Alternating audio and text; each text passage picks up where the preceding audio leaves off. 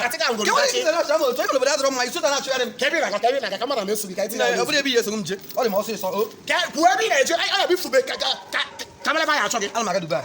Oh, it's a Dubai. Okay. Who do maybe talk about that? On a yes, over that. Over there, walk. It's a Dubai. To the way to go France. Get that on Kinos.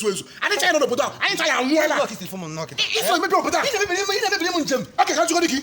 On the train of Pusan over that. Can you do this over that? You never been in Jim Pataka. You never been there. You might Dubai. Mechiano. You might my guy. Oh, yeah. Hey, Jim, some to go. I'm not pretty come on.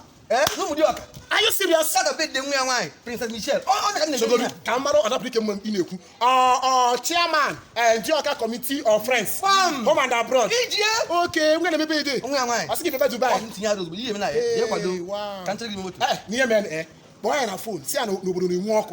Now, only up nobody. Come a boy and a video call. He wish you happy birthday. I don't know that. I don't see over that. I always say Princess Michelle. I'm gonna be in a Jamaica. Can we say Princess Michelle happy birthday? I wish I bet I have no ticket. Leia will make trouble to come by and have video call. You will credit, wait, what the credit?